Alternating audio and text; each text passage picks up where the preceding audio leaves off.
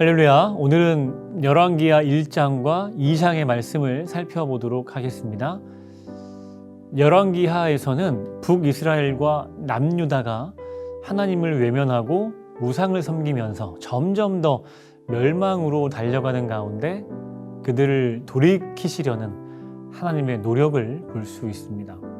하나님께서는 엘리야 선지자에 이어 엘리사 선지자까지 사용하셔서 이스라엘 백성들을 책망하기도 하시고 또 달래기도 하시지만 그들은 계속해서 타락할 뿐이었죠.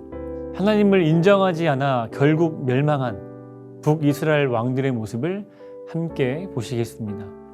1장입니다. 아합의 아들 아하시야가 난간에서 떨어져 병이 들었습니다.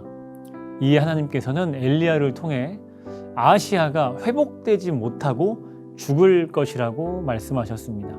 아하시야는 자신에 대해 귀에 거슬리는 그 심판의 메시지를 전했다는 이유로 50부장과 또 군인 50명을 보내서 엘리야를 잡아오라고 명령하죠. 하나님의 권위에 정면 도전하는 겁니다.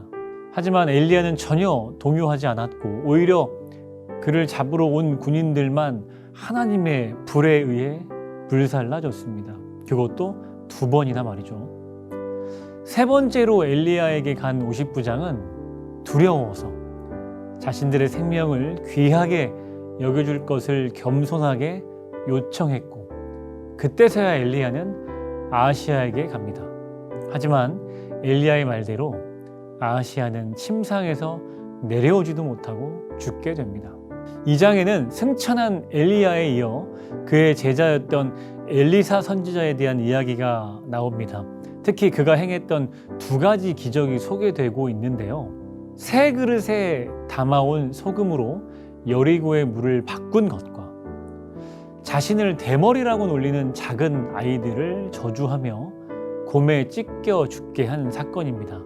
여기서 조금은 이해하기 어려운 이 2번째 기적은 단순히 자신을 놀리던 동네 아이들을 저주했던 사건이 아니었음을 우리가 알아야 합니다.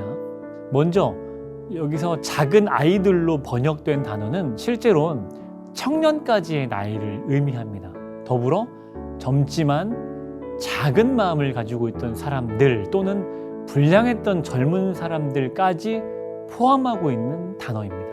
그리고 실제 엘리사가 나이로 인해 머리가 다소 벗겨졌을 수도 있지만 당시 예언자의 상징으로서 삭발을 하고 있었을 수도 있었기에 단순히 그를 놀리는 수준을 넘어 능멸하며 조롱했을 수도 있음을 유추해 볼 수 있습니다. 이 같은 사실을 가지고 2번째 기적을 다시 살펴보면 당시 북이스라엘의 우상 숭배 그 중심에 있었던 베델에서 42명이나 되는 젊은이들이 우리는 당신과 같은 선지자가 필요 없다라고 조롱하며 결국엔 하나님이 필요치 않음을 말하고 있다는 것을 알 수 있습니다. 사랑하는 성도 여러분, 왕과 백성들이 하나님을 외면하고 심지어는 하나님의 선지자를 죽이려 하고 조롱하는 당시 사회를 보며 점점 하나님을 멀리한 사람, 가정, 사회가 결국엔 어떻게 파국을 맞게 되는지를 우리 가슴에 깊이 새겨야 될 것입니다. 물어야 할 때 묻지 않았고 들어야 할 때 듣지 못한 어리석은 자들처럼 되지 않기 위해 늘 하나님을 가까이 하고 하나님의 말씀을 듣기 위해 애쓰는 인생이 되어야 할 줄로 믿습니다.